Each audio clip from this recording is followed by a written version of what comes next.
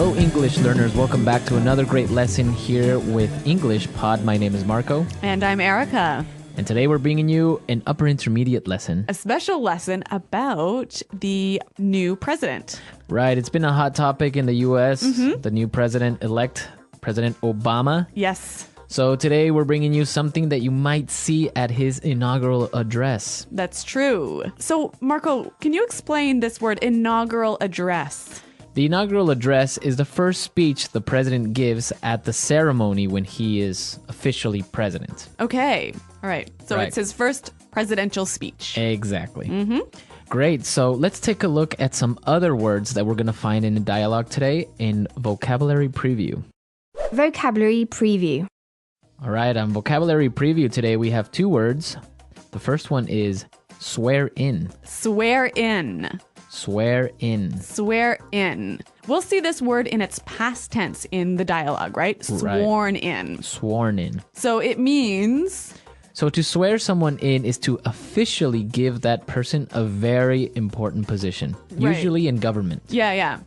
And our second word is oath. Oath. Oath. O-A-T-H. Oath.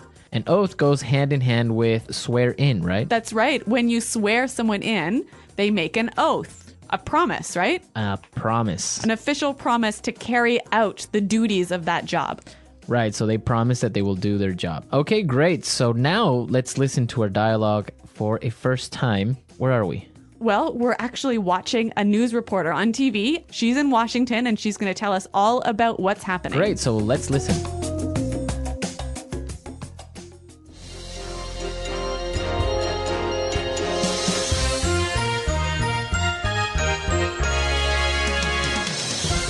This is Madeline Wright for BCC News reporting live from Washington, D.C., where very shortly the new president will deliver his inaugural address. Just moments ago, the president was sworn into office. Following the United States Constitution, the president swore an oath to faithfully execute the office of the presidency. And what exactly is going on now, Madeline? Well, Tom, true to American tradition, the band has just played Hail to the Chief, and the president has been honored with a 21-gun salute. Now we're waiting for the president to take the stage and deliver his speech. Tom, it's like the who's who of the political world here on Capitol Hill, with dignitaries representing several different countries.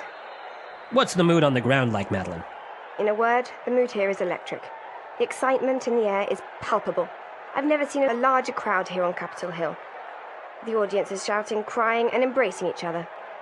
On this, a most historic day, you can feel the hope and the excitement in the air. The 20th of January will go down in history as the... Oh, Tom, it looks like the president is about to begin. My fellow Americans,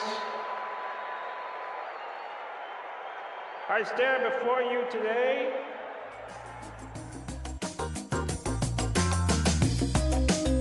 Okay, some technical problems at the inaugural address. Yeah, I certainly hope this doesn't happen. Well, if it does, you heard it first at English Pod. Predictors of the future here. Okay, let's take a look at language takeaway. Language takeaway. On language takeaway today, we're bringing you four words. The first word is deliver. Deliver. Deliver. Like deliver a pizza. No. Let's listen. We've got 3 examples that will show the meaning of this word. Example 1. Who's going to deliver the welcome speech? Example 2. I've been asked to deliver a presentation on the findings of our research project. Example 3. Dr. Rosen is delivering a lecture on macroeconomics. Okay, so deliver a speech. Say a speech. To say a speech. Yeah, So you wouldn't say a speech, you would say deliver a speech. exactly. Okay, our second word for language takeaway, the who's who. The who's who. The who's who. So this is a funny expression, hey? It's kind of weird. The who's who is the important people in a particular field, right? Right, so for example, there was a party last night and the who's who of the film industry was there. Whoa, so all the important stars. And directors yeah. and all that stuff. Okay. You could also say the funeral was like a who's who of the political world. Okay, so all the important political figures were at this funeral. Exactly. Let's move to our third word. Dignitaries. Dignitaries. Dignitaries. Dignitaries. Okay, we have some great examples so you can understand what this word means. So let's listen. Example 1. Several important dignitaries were present at the opening ceremony, including the President of Brazil, the King of Spain, and the Pope.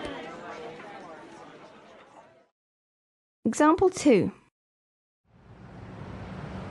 There are going to be a lot of foreign dignitaries at the dinner. So basically, we can understand that dignitaries are really important people, right? Right. Important political or religious figures. I see. All right. Now our last word for language takeaway, palpable. Palpable. Palpable. Palpable. When something is palpable, it's so strong you can feel it. Okay, so it's a very strong feeling. You can almost touch it. Yeah, like the excitement was palpable or the fear was palpable. Okay, interesting word, palpable. Let's listen to our dialogue again, and now let's try and listen to all these words we just talked about.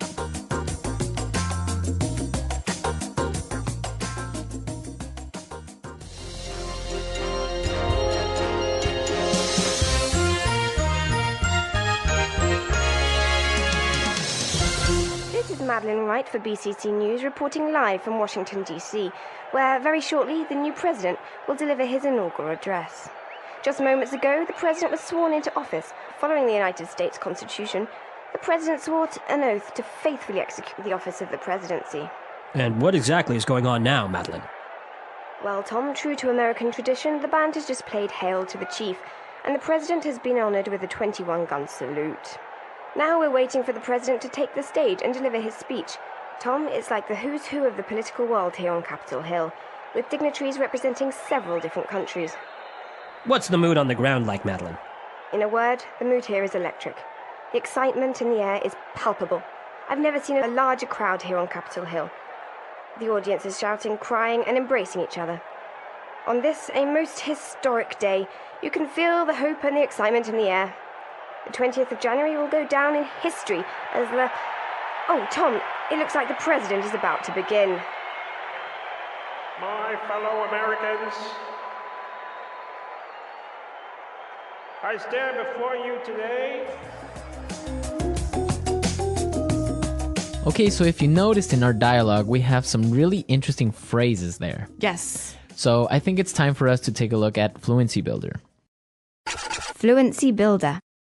On Fluency Builder today, we're going to be looking at 3 phrases that are very interesting because we can change them a little bit and form different patterns. Yeah, so the first phrase we have is in a word. In a word. In a word. In a word. We use this expression when we want to describe something in one word. Right. Pretty simple, hey? It's really simple. Let's look at the pattern. We've got examples of how you could use this phrase. Example 1. In a word, the situation is serious. Example 2. What's it like there? In a word, it's amazing. Okay, so in a word, this podcast is Awesome. amazing. Uh-huh. Okay. Okay, let's look at our second phrase today. Go down in history. Go down in history. Go down in history. So this is a really common phrase. I'm sure you guys have heard it. Yeah, basically something that is really important that everyone will remember for a very long time. Let's look at this pattern with a few examples. Example 1. This is going to go down in history as the worst disaster the world has ever seen. Example 2. He'll go down in history as the best president we've ever had.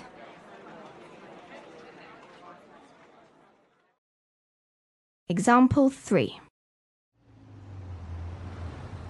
This day will go down in history. Okay, so as you can see, the pattern is we're using a superlative. That's right. The most, the best, The biggest, the worst. the worst, right? And our final phrase in putting it together is My fellow Americans. my fellow Americans. My fellow Americans. So obviously you can change this one up a little bit, hey? Right. You can say my fellow co-workers, Uh-huh. My fellow citizens. my fellow family members. Yes. So basically fellow just means like dear Yeah. in some way. So, similar. Similar. Yeah. So we looked at some great vocabulary and phrases, and now let's talk a little bit about these American traditions when electing a new president. Yes. Today in the studio we have JP who's joining us, Hi, everyone. Hey, JP. and he's going to be talking to us about these traditions. Oh, I am. Okay. Yeah. What are we going to talk about? 21 gun salute, what's that all about? The 21 gun salute is the military salute where they say, and now we will have the 21 gun salute. So 21 soldiers with their rifles, they go, hur, hur, hur, poof, and they all shoot them off at the same time. And I don't know why. Oh, I think it's a sign of respect, hey? Yeah. Weird respect though. Well, shooting I think in guns. Europe they would do a cannon or something. Oh. Right. One cannon right. salute? No, well, just cannons. Maybe just one cannon. Maybe our European listeners know the answer to Maybe. this. Okay, and what about this song Hail to the Chief? Do you know anything about that? I do not know anything about it, except that it's a march, and I think it's Sousa. I think John Philip Sousa wrote it. And whenever the president walks into a room, they play that song. Really? Yes, and I played it once for President Bush, the first one. I was a drummer. You and, did? And my marching band had to play that song for him. Oh my God, Wow. JP, you're like famous. Yeah, this was back in like 1986 or something. Was that even an election year? 88? I don't know. Well, you did play for the president, so you That's know. pretty cool. Yeah.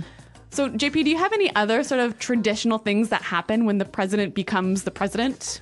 Well, I can tell you that Jimmy Carter, you know, when he was elected president, this motorcade was going down Pennsylvania Avenue, and he stopped the car and got out. Really? What? Yeah, to walk. He wanted to walk down Pennsylvania Avenue. He wanted to walk down the, down the street. To be with the people. Yeah, I think so, and I think it made the Secret Service insane. Maybe the car smelled bad or something. Maybe so. I think that is my memory of it. I might be confusing with The West Wing, but I'm not sure. Too much TV. Yeah, maybe. But when the president walks, it's a big deal. So, JP, do you do anything special for the inauguration ceremony? I always take the day off to watch. You do? I love watching it. I love, I love the swearing in ceremony, the ritual of it, the speech. All right, everyone, we're out of time. I hope you enjoyed this political lesson. And I hope you have a happy inauguration day. Happy inauguration day, everyone. Yeah. Okay. All right, great. We're definitely going to take the day off to watch it with JP, and hopefully you guys can too. Well, thanks for listening, everyone. And until next time, goodbye. Bye.